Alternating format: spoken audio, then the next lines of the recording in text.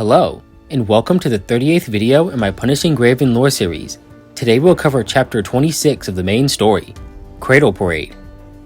Previously, Commandant and Echo enabled a direct assault on Utopia, a Corona research base guilty of illegal construct experimentation. Following the battle, Commandant's transport crashed while on its way to Babylonia, leaving Grey Raven and the other elite squads in chaos. Now we follow him on his journey to escape his captors, prevent a calamity stirring beneath the sea, and to reunite with those praying for a safe return. Now without any further delay, Chapter 26, Cradle Parade.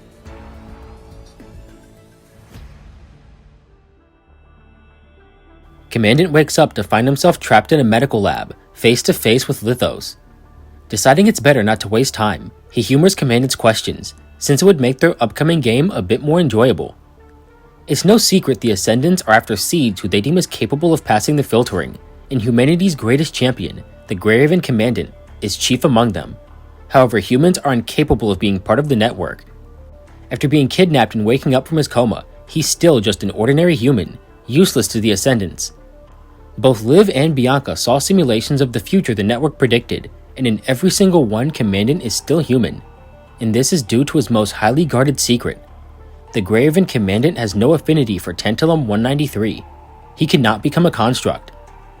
For most Commandants on the front lines, becoming a construct is always a last resort if they are injured, but he does not have that choice. Normally, those without affinity are kept in the rear and receive easier missions, since they can't afford to be injured, and he refused to be treated like some frail child. Here in secret, Lithos has been working on a method to bypass this weakness, and he's found a way to make humans more adaptable. Not to become constructs, but hetero creatures. Chico was fused with one of the twins, and became the hetero humanoid, but more importantly, she proved a mind could be housed within a hetero creature. While unconscious, he has been receiving this medication, and after his last adaptation treatment, they will do the same to him. They could have kept him unconscious until that time, but according to Lithos, that would ruin their game. His mental stability and self-awareness need to be in peak condition, and there's no better way to sharpen those senses than a life and death escape. If he fails to escape and takes the final shot, his life will end in 48 hours, whether he's been reborn by Cathilla or not. Suddenly, Lithos pauses and cuts their conversation short, as it seems an uninvited guest has made her way into the belly of the beast. While Lithos is out searching for his intruder, Commandant breaks out of his restraints, signaling the start of the chase. On the outside, he runs into another survivor, Shorthalt, a member of Scarab who was previously reported as killed. He was sent to investigate Project Cathilla, but was ambushed by defectors in one of Lithos' labs, waking up here. With no way out, they decide to look for their terminals, hoping to find a way to contact the outside world. After Alpha broke free of the network's control, Luna used her power to halt the second filtering for the other Ascendants. Unlike Alpha, they do not possess the raw power to break free, nor have anyone to share their burden. With this new power, Luna remakes Lamia's frame, giving her the ability to more easily search for information, to find a way to pass their filter. The buffer Luna provided won't last forever, and if she herself fails to pass the filter, the Ascendants connected to her will be consumed as well, turning them into ordinary corrupted. Lamia spent the following month searching for old partners, only to find nothing of worth, when suddenly she received a message out of the blue. One of her informants, Lillian of Dark Ares, had found information on a base Lithos had on the surface. They have been in regular contact with each other for quite some time, but Lillian intends for this to be the last. For years, she has been working with the Ascendants, using her appearance to gather information, and borrowing Lamia's strength when she found opponents too strong. However, she has taken a liking to Dark Ares, and doesn't want to betray the trust of yet another team. Following Lillian's intel, Lamia explores the bottom floors of the base, when she is caught in the path of a raging Loki. In the chaos, she finds herself trapped, hiding away in a disposal container. Soon, Cinderella and Voodoo, now separated from Loki and in a brand new frame, show up to halt her rampage. This is the last thing Lamia remembers before passing out, and when she woke up, she found herself trapped here, in Lithos' largest underwater base, Cathilla's Cradle. After disguising herself as Lillian, Lamia searches for a way to escape when she comes across a series of tide projections, and while distracted, she's caught in a trap as a cage falls from the sky. Soon after being captured, Commandant, Shorthalt, and Lithos himself appear in the same location. To keep the game interesting, Lithos gives Commandant a pistol, telling him to make a choice between Lamia and Shortholt, to save whichever one will best help him escape, since two allies will make the game a bit too unfair. Hearing this, Shortholt attacks and manages to distract Lithos long enough for Commandant to free Lamia. Together they run back to the disposal container, questioning Lamia's reasons for being there in the first place.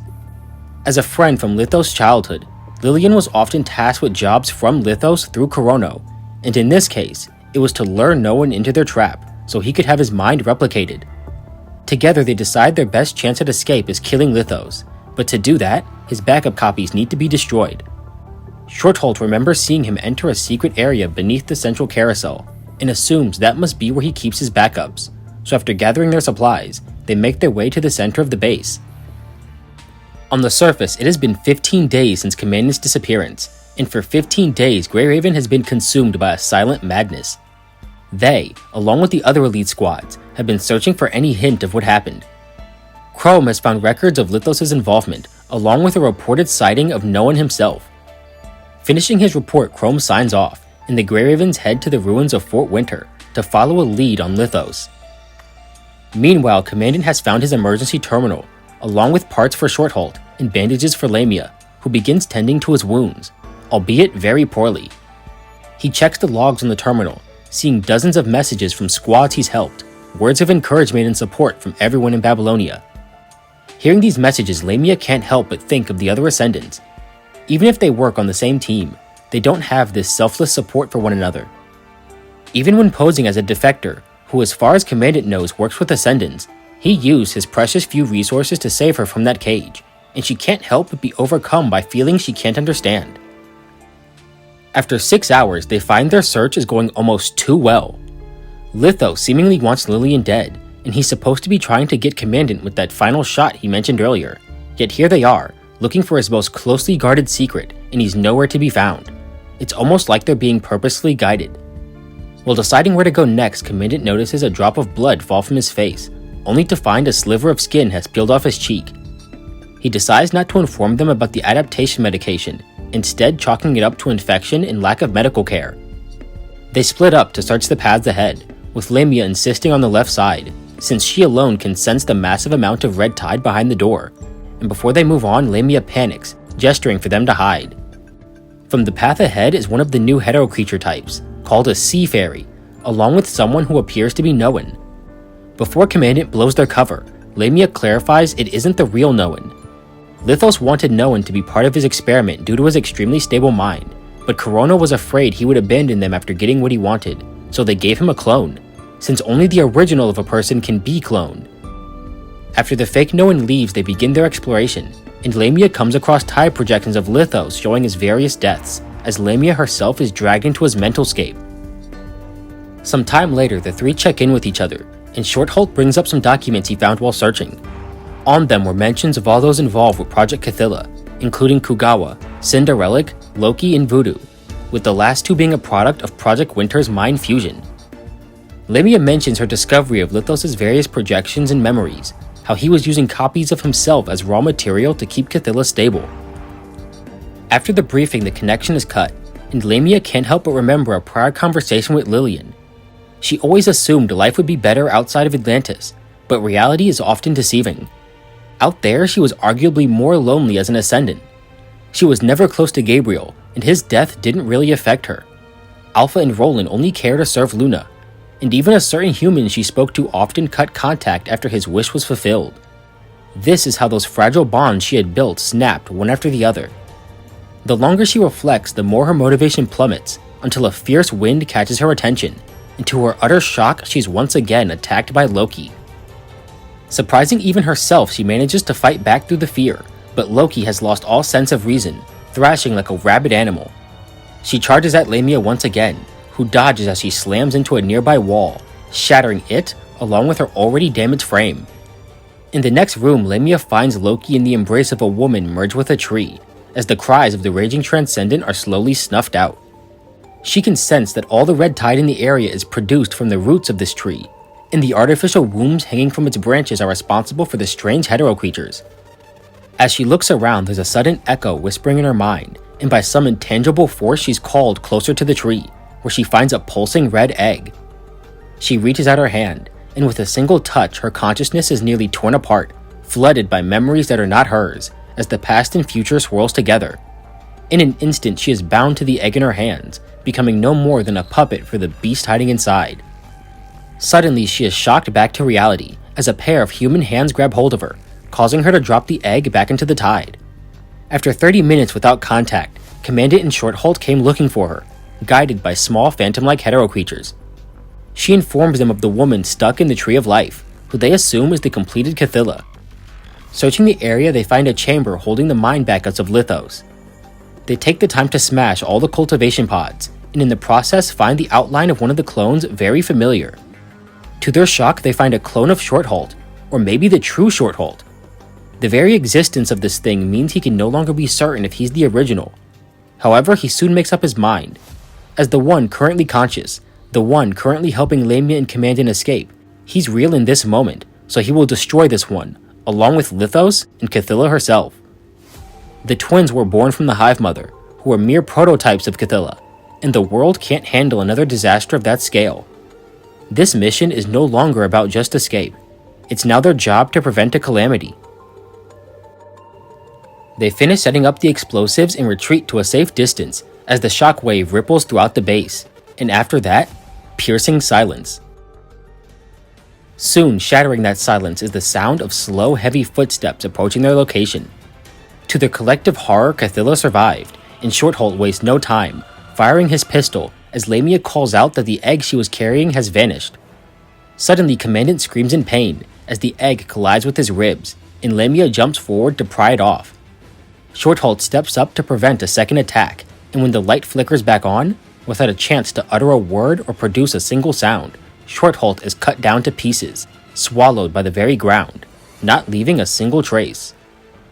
Gripped by fear, Lamia finds herself unable to even run, as the encroaching darkness leaves her paralyzed. To try and calm her down, Commandant connects to her mind, feeling the familiar sting of mind beacon corruption. He picks up Shortholt's sword and attacks the egg, as it lets out an ear-splitting scream. Cthulhu rushes to protect her egg, as Commandant collapses due to the strain of combat and his injuries. All Lamia can do is stare in fear, held at bay by her own indecisiveness. If she fought as an Ascendant, both her and the human would have a far better chance of survival. But what if that doesn't stop Cthulhu? What does she have to gain from risking herself? Sure, Commandant might survive, but why does she care about this human she barely knows? This fleeting bond, no more real than a dream.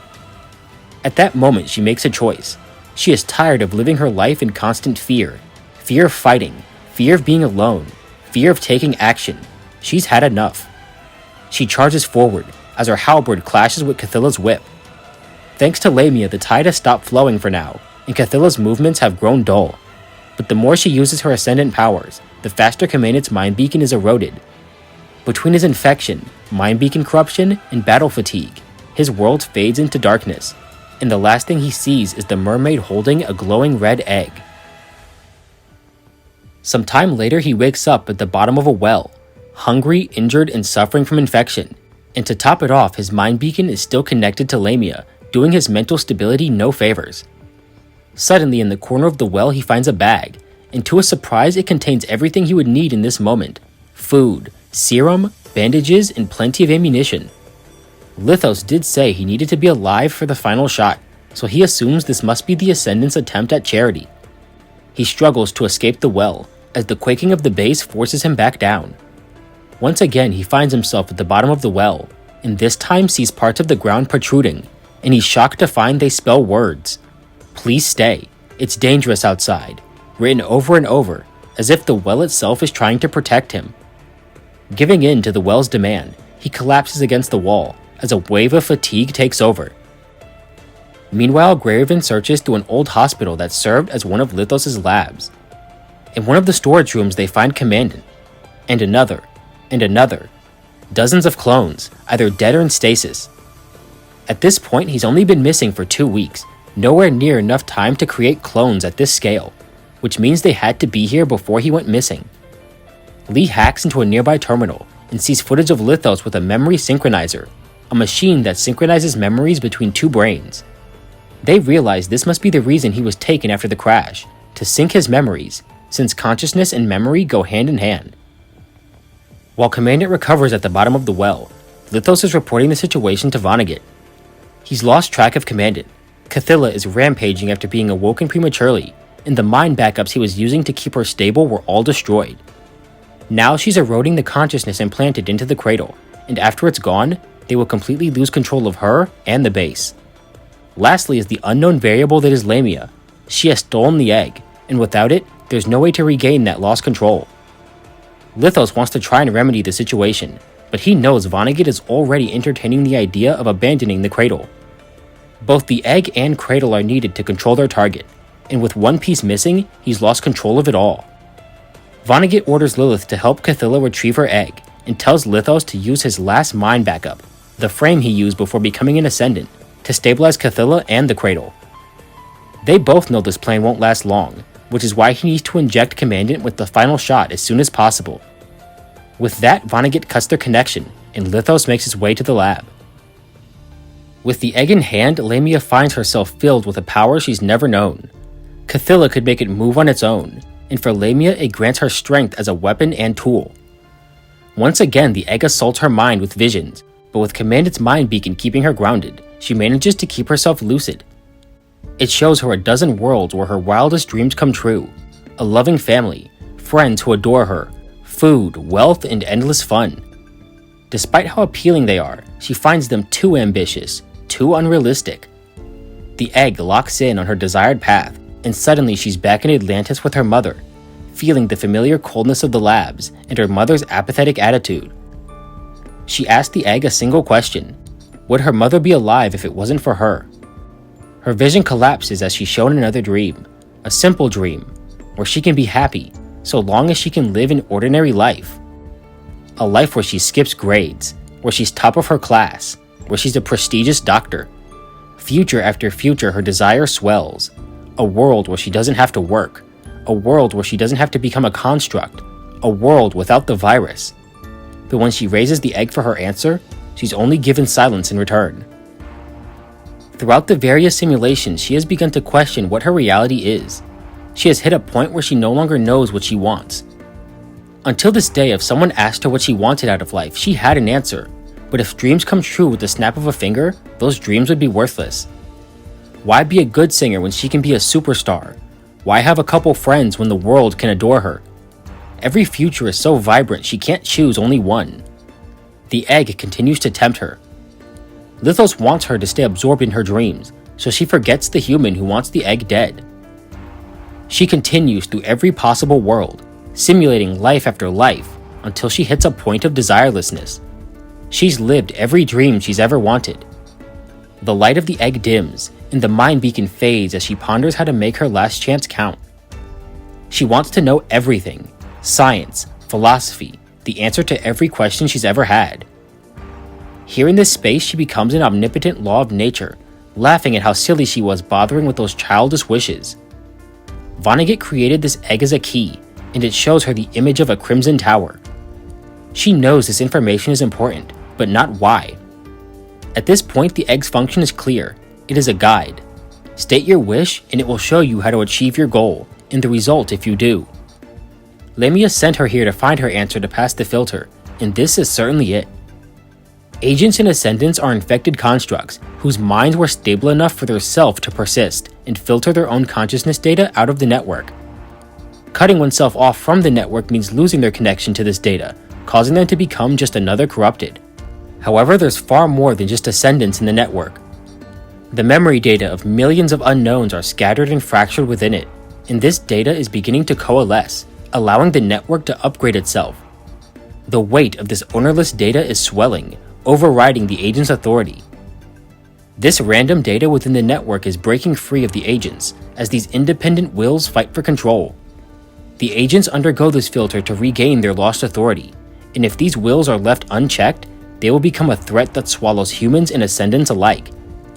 She wants to know more, but the mind beacon is weakening, and when it goes, she will lose the ability to use the egg. To make her dreams come true, she has to get to the tower, but she would never make it on her own. The egg would drive her insane long before then. Just like the people of Atlantis, she yearns for a dream with purpose, something to inspire the same dedication as those scientists, people who are willing to give their lives for an ideal. She wants to walk their path, become someone just as great, and chase a dream bigger than herself. Having finally come to terms with her true self, who she really wants to be, she asks the egg one final question, one she has kept near her heart, too afraid to acknowledge. After everything she's done, will she be forgiven? Between his injuries and corrupted mind beacon, Commandant doesn't wake up for nearly a day. Climbing the wall, he finds it still and lifeless, almost as if it died. On the outside, he finds the scene drastically different, but doesn't have much time to think about it, as he is attacked by the patrolling sea fairies. He is surrounded and pinned down, fighting his way out, only to see an empty syringe on the ground. His final 48 hours have just begun. The hetero creatures celebrate their victory, and seeing that they can talk, he takes the chance to gather information, learning that Cathilla has calmed down due to Lithos, but the egg has ceased functioning, and without both, the cradle is still collapsing. Having completed their goal, they try to take him back to Lithos, and while making his escape, he is saved by no one's clone.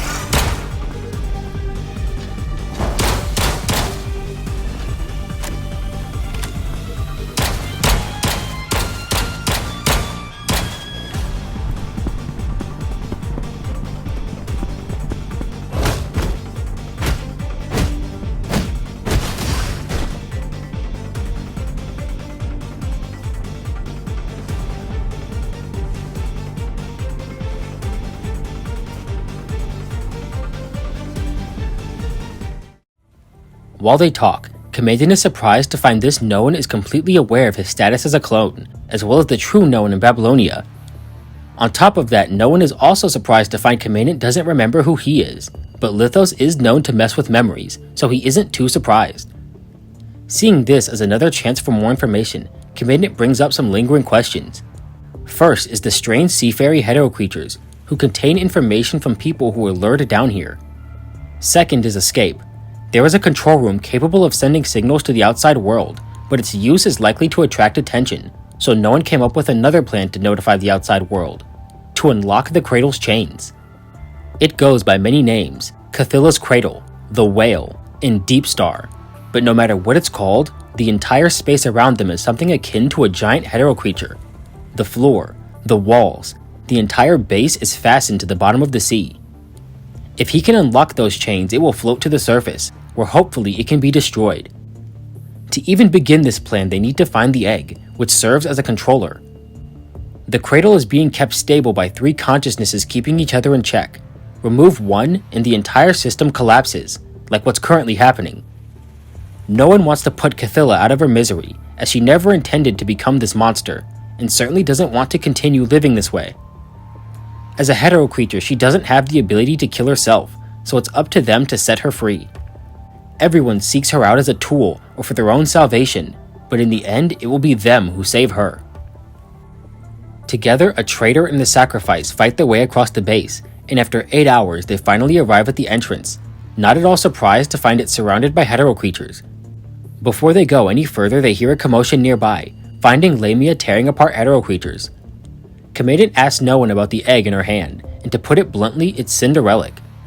Some time ago, she heard of Kugawa's death, and confronting him was her final wish. With nothing else to look forward to, she pleaded for Vonnegut to let her be reborn as his key, but in the end she failed. Her mind just wasn't stable enough. To use the egg, Lamia needs a stable mind, and Commandant's mind beacon is her only option, so for the time being they agree to work together.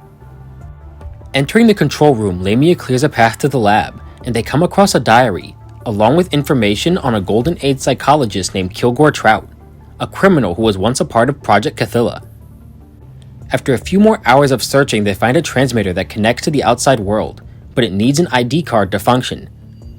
They split up to search, and Lamia reads the memory unit of a nearby corrupted, learning the location of a secret file Lithos was hiding. In that folder was an ID card marked with the name Kana Korono, Kugawa's biological daughter. She tries to use the ID card on the terminal behind her, only to be rejected when the phantom of a young Cinderella appears, guiding her deeper into the lab where she finds an examination console. Meanwhile, Commandant and Noan stumble upon a notebook of their own, along with an ID card, a contract, and information on XX3, a woman who was partially reborn as Cathilla's child. Additionally, there was a note from Kugawa himself. To see if Cathilla's emotional state was related to her compatibility with the Tree of Life, he decided to show her love and care. In terms of the experiment, his plan worked, but had an unintended consequence: the birth of a daughter he named Kana. When XX3, Cinderella, was born, she lost the memories and personality of her former life, and as such lacked drive of her own. After Kana was born, she decided to work her hardest to make both her new sister and Cathilla happy, with them serving as her new purpose. Kana and Cinderella watch as a service robot puts together their toy ship, and Kana whispers a secret. The scientists want to make Cathilla a weapon to turn her children into an army. Cathilla knows that soon the lab and its experiments will be exposed to the public and shut down. Before this happens, she and her children will revolt against the researchers, but Cinderella can't be controlled, as she is the child of the previous Cathilla. For her, this is no different from telling her she would lose the only people she cares for. Kana knows this will result in her death, and she wants Cinderella to live on and see the world in their stead. But fate had other plans. In a rage, Cathilla searches for her child, but Cinderella is an imitation, a fake with a similar face.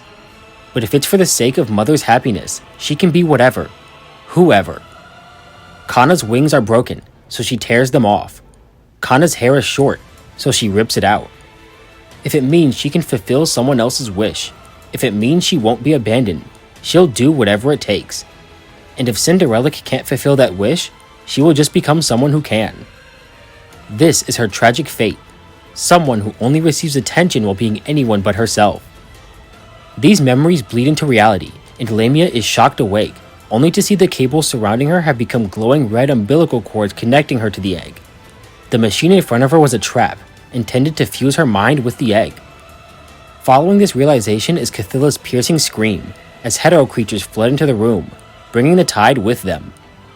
With her mind already reeling, she has no strength left, and her mind is plunged into darkness. Before her consciousness is completely fused, she is saved by Commandant, who uses a mind beacon connection to stabilize her. After the chaos of what just happened, Lithos has managed to pinpoint their location, and having dealt with the Cradle's collapse for now, he's arrived, joined by Cathilla herself. Whether this battle happened or not, he was destined to die here to complete his mission. Their fight comes to an end, and Lithos is killed as the mermaid pierces his head. Now his mind will be absorbed by the Cradle, replacing the lost consciousness within. His mind isn't stable, so he won't last long, which is why he needs to time it perfectly to trap Commandant and complete his plan. At this point, the only things capable of ruining the outcome of this experiment are Lamia and Noan, but that's something he will have to leave in the hands of another Lithos. In his final moments, he admits for a replica like himself, this ending is more than enough, even if it's nothing but a self-soothing lie.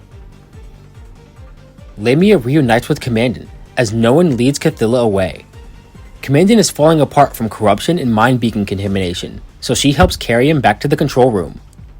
Using the 2 ID cards, the console comes to life, and he manages to contact Celica, but something feels off. Her face, her smile, and the total lack of urgency all seem so out of place. Lamia suddenly screams out as the console explodes in red sparks.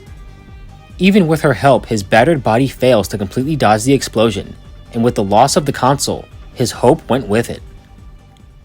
He wakes up some time later to find Lamia has carried him to some deserted structure. At this point, they have to face the truth. There's no way for the 3 of them to cheat death. Lithos' mind is unstable and won't last long within the Cradle, and when it breaks down, this structure will flood along with it. And at this depth, not even Lamia would survive. Most important of all is the Cradle cannot be allowed to reach the surface, or the hetero creatures within would bring another disaster on the scale of Puglia Forest. At this point, he has completely run out of options. Aid from Babylonia would take too long, and that's if he could get in contact with them. Lamia would never agree to become part of Cthulhu, and if she did, she would end up hating humanity even more. The only play left is for Commandant himself to merge with Cthulhu and become her second consciousness, to keep her and Vonnegut stalled until Babylonia can arrive and kill them both. To Lamia, the egg represents a chance to make all her dreams come true, but in that future she remains alone, just her, floating among the stars. The truth is, she doesn't care about human civilization in the grand scheme, but she also doesn't want to be alone. She cared for the people of Atlantis who got her where she is today, yet doesn't care for humans as a whole. Even though she knows she contradicts herself, she can't help but feel this way, and that contradiction is proof that she's got more than enough humanity left within her. She wants to live her life as herself, without having to hide behind a mask of deception. But where does that leave Cinderella? That egg helped Lamia become who she wanted, but Cinderella lost her will, her independence, and was reduced to a tool. Lamia finds it nearly impossible to relate to humanity. She is an outcast looking for individuals like her, who know what it's like to be forgotten and left behind. Humanity is full of such people, those who couldn't become ascendants, or even constructs, who feel like they will never belong. So for the sake of those humans, he begs her to give up the egg. Suddenly in the distance they hear Cthulhu's roar, and Lamia leaves to lead her away. After she disappears, no one comes back, telling Commandant this is their best chance to take the egg. Lamia's heart is wavering. She's overwhelmed with no idea what to do next, but that goes for Commandant as well. No one knows he wants to save everyone by merging with Cthulhu, but he shouldn't be so quick to lay down his life. With a brief goodbye, Noah makes his way towards the fighting, and offers Lamia a very simple choice. He will become Cthulhu's second consciousness, and open an exit for her to destroy the Cradle's chains. Or they can all die here at the bottom of the sea. If he merges now, he will simply be consumed by Lithos, but he has a plan to force Cthulhu to expel Lithos, and prevent Lamia from being crushed by the ocean. But to do it, he needs the egg. Giving up on her dreams is hard, but hating the outcome after achieving those dreams is even worse. Reluctantly, she lets go of the egg, heading towards the location no one marked on the map. With the egg in hand, he faces Cthulhu. In this version of Noan, the one who made the wrong choice, is freed from the world, whispering a quiet thank you to his new friends. Meanwhile, the human on the brink of death is plunged into a familiar dream, the day that started it all, his graduation, when those young hopefuls stepped into their destinies. Standing next to him is a woman, utterly out of place in this shining memory. Within this dream, Cthulhu asks if he's truly willing to give up these memories to merge with her. If so, it will be painful, far more painful than anything he's ever experienced. He will experience all the pain she herself went through, the torture, her time in the Tree of Life, the countless living and dead that are connected through her. If knowing this he still chooses to accept, she makes him promise her one thing: to kill her. Like so many before, he lays down his life for the sake of the world and all those who will come after. He walks forward into that endless snowfield, torn between his choices: walk into that icy embrace, or stay, clinging to the hope someone will come save him. He opens his eyes to find Lamia has returned from freeing the Cradle, and now they are slowly making their way to the surface. He wonders how long he's been missing, how long his team has been searching, and she tells him the date: March 31st. The last thing Lucia asked was what he wanted for April Fools, and now it's the day before. He asks her for the year, and despair grips his heart. An entire year has passed. Lithos brought up the possibility they found a clone and stopped looking, and it seems he spoke the truth. As much as he doesn't want to believe it, he's been abandoned. No one is looking, and no one is coming to stop Cthulhu. 931206, the password to his terminal, and his copolymer report number. Every time he used that number, it was a reminder to do everything he can as a human, because he won't have a second chance, and now he has. Even if someone came, he no longer has the strength to leave, and the same goes for Lamia. Outside, she's a coward, and that only changed when she got a hold of that egg, and now she's lost it, along with any chance to make her dreams come true. But it's the opposite. This is her new beginning. He doesn't want her to give up. Instead, he tells her to be greedier, to dream bigger. Is there any purpose in reaching her dreams if she's alone? So make people a part of those dreams. Walk with them hand in hand into tomorrow, and reach for that sea of stars together. Covered by the girl's tears, he makes one last request. He doesn't want Graven to be the ones to kill him, and to place his dog tag on the shore for them to find. With a final goodbye, the structure wraps around him. The blood he hasn't spilled, tears he hasn't shed, and the remaining 12 hours of life unlived vanish from the girl's sight. It is the morning of April 1st. 1 full year has passed since the Graven Commandant's disappearance. Within this whale-shaped cradle is a parade of corpses, as Commandant and 612 other souls are freed from the ocean depths. They who have come so far because of bloodshed now shed their blood for those who will come after.